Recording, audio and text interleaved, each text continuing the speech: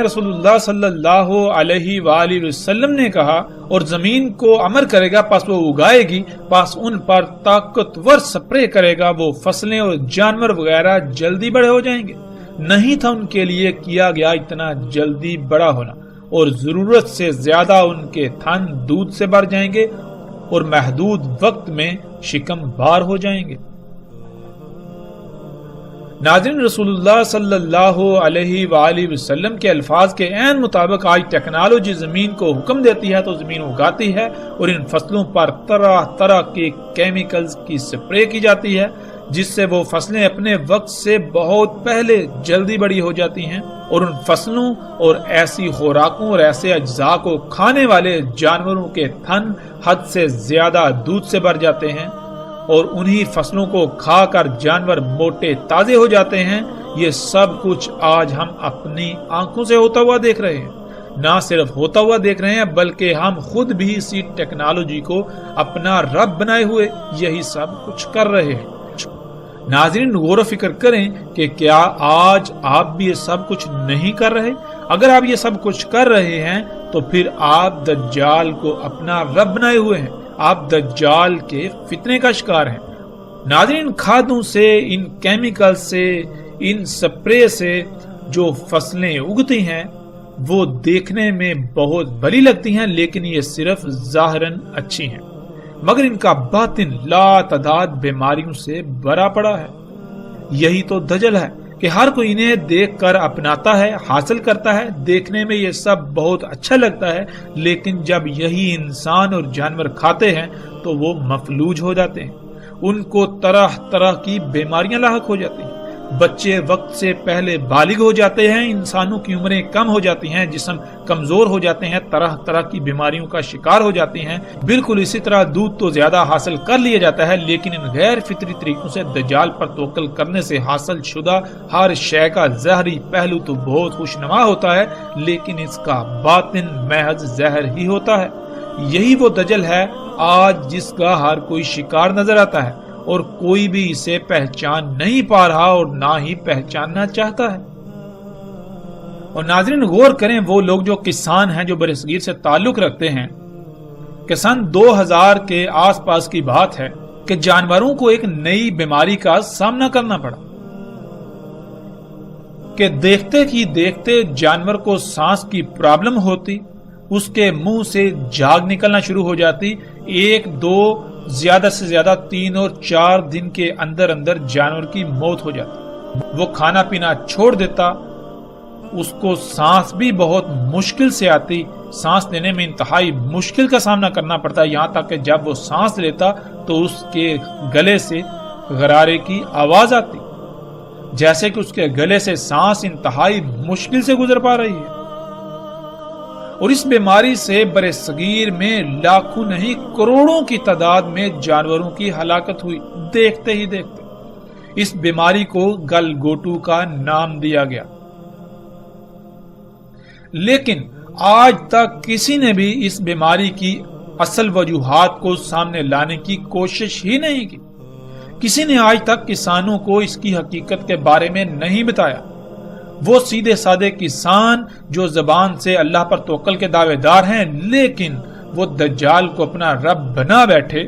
انہیں اس بات کا شعور اور علم ہی نہیں کہ یہ سب اسی دجال کی وجہ سے ہوا۔ انہوں نے اپنے اس نقصان کی ذمہ داری، اپنے جانوروں کی موت کی ذمہ داری اللہ کے اوپر ڈال دی کہ یہ سب اللہ کا کیا ہوا ہے، یہ سب اللہ کی مرضی سے ہوا ہے، حالانکہ یہ اللہ کے اوپر بہت بڑا بہتان ہے۔ اللہ سبحان ہے، اللہ ایسی تمام کی تمام نیگیٹیوٹی سے پاک ہے، اللہ کے لیے ہے ہی حمد، تو کیسے اس چیز میں حمد ہو سکتی ہے جس میں خامیاں، خرابیاں اور کوتاہیاں ہوں، کجیاں ہوں؟ اللہ کہتا ہے میں اپنے کسی کام میں کوئی کجی نہیں چھوڑتا، کوئی عیب نہیں چھوڑتا، کسی قسم کی کوئی لاپرواہی نہیں کرتا، کوئی کوتاہی نہیں کرتا، میری ہر خلق، ہر شے، میرا ہر کام ہر لحاظ سے پرفیکٹ ہوتا ہے، اس میں حمد ہوتی ہے۔ تو ہم نے کیسے یہ جرت کی کہ اس اتنے بڑے الزام کو اللہ سبحانہ تعالیٰ کے اوپر عائد کرنے کی؟ اور ناظرین، حقیقت کیا ہے؟ ناظرین، حقیقت یہ ہے کہ سن 2000 کے آس پاس برصغیر میں پہلی بار وہ سپرے مارکیٹ میں آئے، وہ سپرے مارکیٹ میں لائے گئے، جنہیں آج فصلوں پر چھڑکا جاتا ہے۔ ان کیمیکل کمپنیوں نے مال کو پانی کی طرح بہایا، لوگوں کو خریدا، اپنے ایجنٹوں کو حرکت میں لائے، جس سے انہوں نے دن رات ایک کر کے کسانوں کو لالچ دے کر اپنے ان سپرے، اپنے ان کیمیکلز، ادویات کو بیچا۔ جب کسانوں نے ان ادویات کا، ان کیمیکلز کا بذریعہ سپرے اپنی فصلوں پر استعمال کیا تو فضا زہر آلود ہو گئی۔ وہ زہر آلود فضا سب سے زیادہ جانوروں پر اثر انداز ہوئی۔ دیکھتے ہی دیکھتے لاکھوں نہیں کروڑوں کی تعداد میں جانوروں کی اموات ہونا شروع ہوئی۔ کسی کو علم ہی نہیں ہوتا تھا کہ ہمارے گاؤں میں، ہمارے علاقے میں کسی نے پہلی بار یہ سپرے کی ہے جس سے فضا زہر آلود ہو گئی۔ اس فضا میں سانس لینے کی وجہ سے ہمارے جانوروں کی یہ حالت ہے۔ سب اس بات سے غافل، اس پہلو سے غافل، انہی ادویات، انہی کیمیکلز کے حصول میں لگے رہے اور انہیں اپنی فصلوں پر بذریعہ سپرے چھڑکتے رہے، جس سے پھر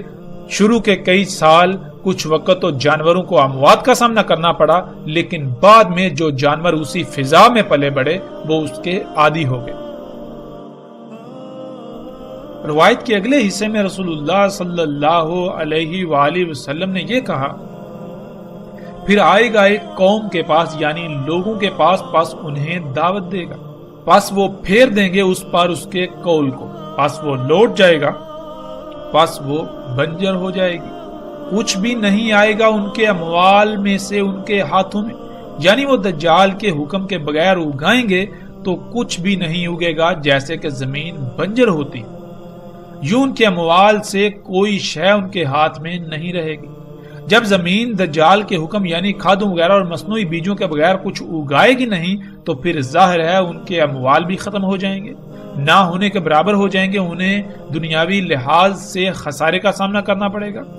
جانور دودھ وغیرہ نہ ہونے کے برابر دیں گے، بلکہ ان کے جانور زندہ ہی بمشکل رہیں گے۔ ناظرین، آپ آج یہ سب اپنی آنکھوں سے دیکھ رہے ہیں کہ دجال دعوت دیتا ہے، یعنی میڈیا پر کمرشلز آتی ہیں، ایڈورٹائزمنٹس آتی ہیں، جن میں طرح طرح کے مصنوعی بیجوں کی طرف دعوت دی جاتی ہے، اور زیادہ اور دل لبا دینے والی پیداوار حاصل کرنے کے لیے کھادوں کے استعمال کی طرف دعوت دی جاتی ہے، یعنی یہ کہ ٹیکنالوجی کو اپنا رب بنانے کی دعوت دی جاتی ہے۔